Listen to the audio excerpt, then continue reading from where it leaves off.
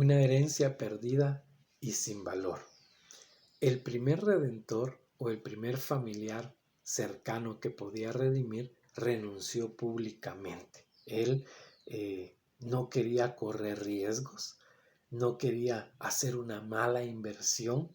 Él podemos notar que era una persona egoísta y tacaña que únicamente estaba pensando en su bienestar, no en el bienestar de su prójimo y mucho menos en el bienestar de su familiar cercano, que en este caso era Noemí y Ruth. Ahora, Booz es el único posible redentor de la familia. Y aquí hay dos puntos simbólicos. El primero es que la herencia era una herencia perdida a menos de que alguien redimiera. Es decir, que Ruth y Noemí no podían tomar posesión de las tierras que habían sido de Elimelech si no había un pariente cercano que redimiera. El segundo punto simbólico es que un pariente cercano que quiso y pudo redimir a una mujer que de otra manera no tendría entrada al pueblo de Dios. Estamos hablando de Ruth. Recordemos que ella era de Moab, no era del pueblo de Dios. Y Ruth representa a la iglesia. Así como Ruth no tenía derecho a ser parte del pueblo de Dios, nosotros los gentiles no teníamos derecho, no éramos pueblo, estábamos sin Dios, sin esperanza, pero Booz, que simboliza a nuestro Señor Jesucristo, que nuestro Señor Jesucristo hizo posible nuestra inclusión en el pueblo de Dios. Él nos redimió para darnos el valor que nuestra alma había perdido a causa del pecado. Así como la heredad de Noemí era una heredad sin valor, si no había un redentor, también nuestra vida, nuestra alma, era una vida, un alma sin valor si no había quien nos redimiera. Pero la palabra del Señor dice en el Nuevo Testamento que Jesucristo nos dio ese valor a nosotros. Colosenses capítulo 1, versículo número 14 dice: en quien tenemos redención por su sangre, el perdón de pecados. Y también hablando de Jesucristo, dice el apóstol Pablo, escribiendo a los hermanos de Éfeso en el capítulo 1, versículo número 7, en quien tenemos redención por su sangre, el perdón de pecados según las riquezas de su gracia. Algo que debemos de notar, hermanos, es de que Jesús, al igual que el primer pariente cercano de Noemí, sabía cuál era el riesgo. Pero a pesar de eso, Jesús estuvo dispuesto a venir y a pagar el precio para que usted y yo seamos parte del pueblo de Dios.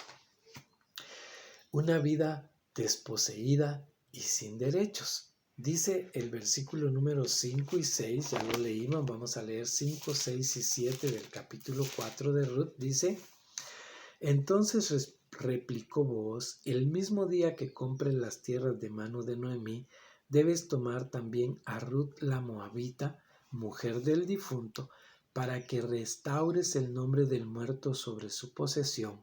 Y respondió el pariente: no puedo redimir para mí, no sea que dañe mi heredad. Redime tú usando de mi derecho, porque yo no redimiré. Había ya desde hacía tiempo esta costumbre en Israel tocante a la redención y al contrato, que para la confirmación de cualquier negocio, el uno se quitaba el calzado y lo daba a su compañero, y esto servía de testimonio en Israel. Hablando de Ruth como una mujer desposeída y sin derechos, que dijimos es símbolo de la iglesia, podemos pensar que esta mujer estaba en una situación bastante difícil y en una problemática bien seria. El primero, podríamos pensar que era un problema familiar. Ella no tuvo hijos con el hijo de Noemí.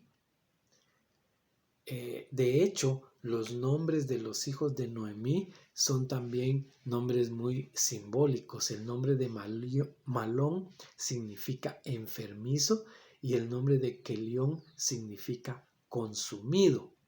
Ruth había pasado por una serie de infortunios. Tenía un marido enfermo y no había podido tener hijos. El segundo problema es que ella legalmente no podía ser parte del pueblo del Señor por ser moabita. Vamos a ir nuevamente al libro de Deuteronomio, queda atrás en el capítulo 23, en el versículo número 3 dice: no entrará amonita ni moabita en la congregación de Jehová, ni hasta la 10ª generación de ellos.